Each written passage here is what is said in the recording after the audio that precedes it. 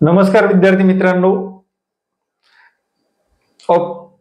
Grow academy या YouTube चॅनलवर तुमचे मनापासून स्वागत आहे। आजच्या या व्हिडिओमध्ये भाषा निवडीबद्दल शुद्ध पत्रिका आराखडा, भाषा निवड आराखडा बद्दल एक सविस्तर पत्रक जे की आपल्याला महाराष्ट्र परीक्षा परिषदेने दिलेलं आहे। बऱ्याच विद्यार्थ्यांचं बरेच कन्फ्युजन आहे, तर तत्पूर्वी चॅनलवर नवीन असाल तर चॅनलला सर्वात प्रथम सबस्क्राईब करा, कारण आपलं चॅनल फक्त शिक्षक भरतीसाठीच काम करतं। इतर परीक्षेचा सगळा गोंधळ एकत्र नसतो, हे एक आपलं महत्वपूर्ण वैशिष्ट्य आहे मित्रांनो। चला मित्रांनो, चालू करू। महाराष्ट्र शिक्षक पात्रता परीक्षा ऑनलाईन ऍप्लिकेशन मध्ये मी आता आलेला आहे। इथे एक नवीनच शुद्ध पत्रिका दिलेली आहे, जे की 13/9 ची आहे। 15% वगैरे गुणामध्ये सवलत हे तुम्ही बघितलंच असेल। त्याच्यानंतर एक अपडेट आलेलं आहे मित्रांनो। त्याच्यानंतर कोणतं अपडेट आलंय बघा, तर त्याच्यानंतर इथे विषय आराखडा प्रमाणित करणे, विषय आराखडात खालील प्रमाणे न्यूज म्हणजे आहे, न्यूज अपडेट आहे। पाहू शकता तुम्ही इथे, हे पाहताय का?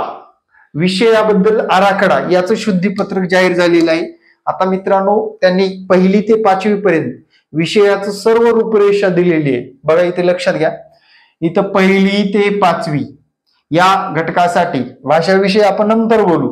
इकडे या, विभाग 2, फर्स्ट विभाग, थर्ड विभाग, फोर्थ विभाग, 5 विषय दिले। बाल मानसशास्त्र, अध्यापन शास्त्र 61 ते 90 प्रश्न असणार, म्हणजे 61 पासून 90 प्रश्न, 90 प्रश्नापर्यंत तुम्हाला। आणि त्याचं पॅटर्न बघा, लक्षात घ्या काय पॅटर्न काय असणार आहे, मराठी इंग्रजीमध्येच प्रश्न विचारले जाणार आहे।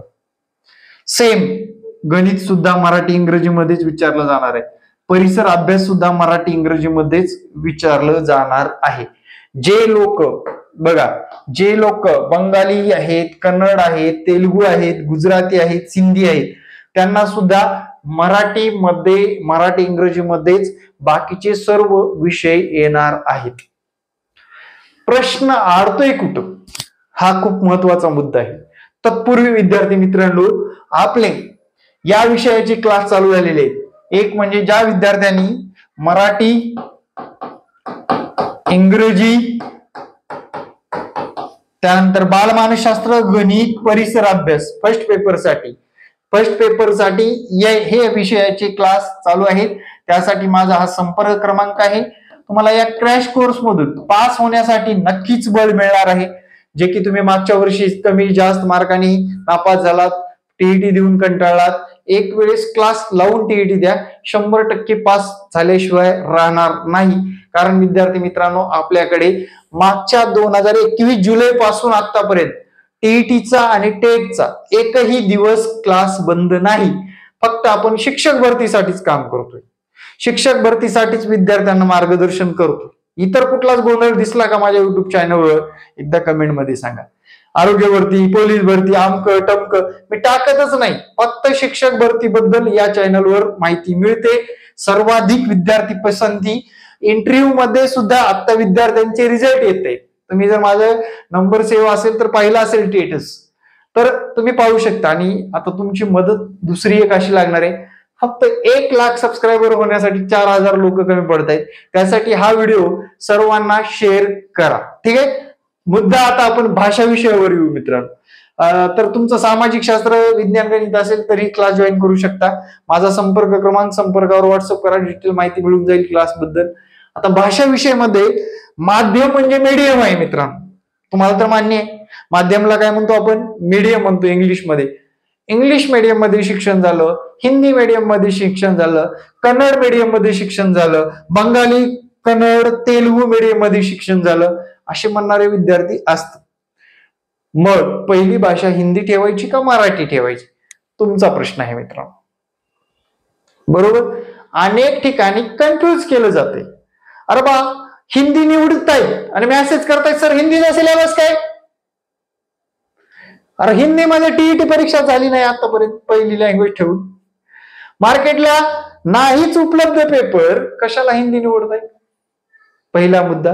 दुसरा मुद्दा, यांनी आराखडा का काढला असेल रे, यांनी आराखडा का काढला असेल, विद्यार्थी कन्फ्यूज होऊ नये म्हणून. बरोबर. मराठी मीडियम मध्ये झालं असेल तर मराठी पहिली लँग्वेज ठेवा. हिंदी मीडियम मध्ये आपलं एज्युकेशन झालं असेल तर हिंदी पहिली लँग्वेज ठेवा. कन्नडमध्ये तुमचं एज्युकेशन झालं असेल तर कन्नड ठेवा. हे असं माझं स्पष्ट मत. आणि कुठे GR दिलेला नाही, कुठेच उगाच दाखवायचं चाललंय की टीईटी परीक्षेला फर्स्ट लँग्वेज आमकी आमकी ठेवा, काही प्रॉब्लेम नाही, हिंदी घ्या असं पण दिलं नाही ना. मग तुमचं मराठी मीडियम मध्ये शिक्षण होऊन सुद्धा पहिली लँग्वेज तुम्ही हिंदी का ठेवताय? कन्नड मध्ये शिक्षण झालं असेल तर कन्नड मध्ये ठेवा, उर्दू मध्ये झालं असेल तर उर्दू. आता लक्षात घ्या, यांना इथं हिंदी ऑप्शन द्यायला पाहिजे होता ना, उर्दू किंवा हिंदी घ्या. अरे उर्दू माध्यमला पहिली लँग्वेज उर्दू ठेवली, दुसरी लँग्वेज इंग्रजी ठेवली.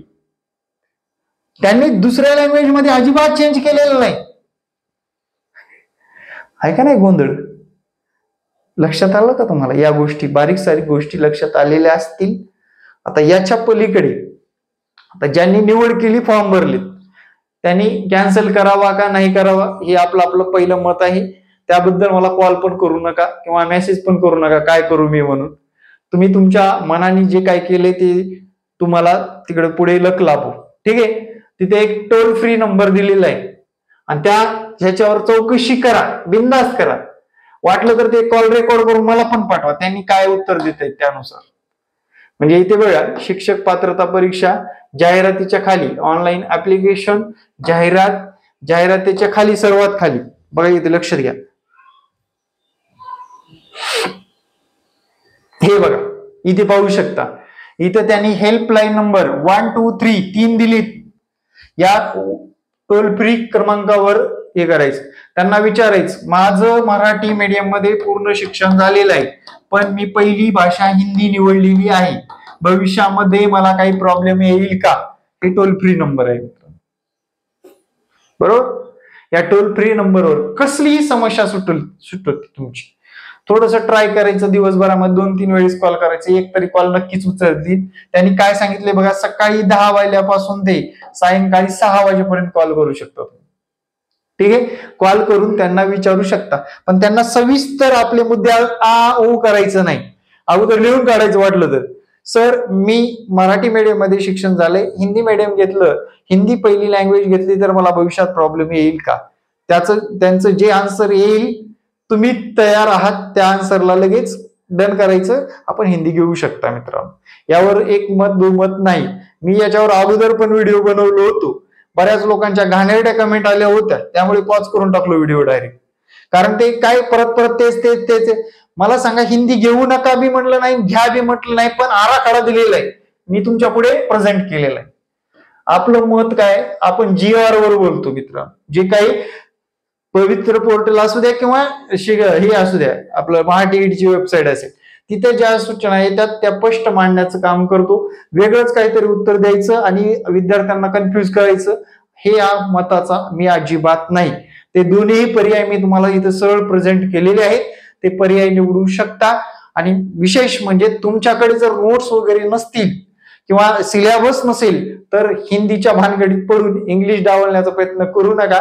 हिंदी सुद्धा साधी सोपी नाही मित्रांनो. उतारे वगैरे विचारल्यानंतर आपल्याला तिथे कन्फ्युज होतं, काही बऱ्याच गोष्टी कन्फ्युज होतात. इंग्रजीला न घाबरता थोडस मागच्या पेपर मध्ये रीड करू म्हणजे कोणते प्रश्न वारंवार विचारले ते टॉपिक आधी करा आणि त्यानंतर पेपर सोडवण्याच्या भानगडीत पडा. आणि पेपर सोडवून पेपरवर कमांड ठेवूनच अभ्यास करा, तरच आगामी काळामध्ये पास होण्याची शक्यता आहे. धन्यवाद विद्यार्थी मित्रांनो. भेटू नेक्स्ट व्हिडिओ मध्ये. जय हिंद, जय महाराष्ट्र. धन्यवाद.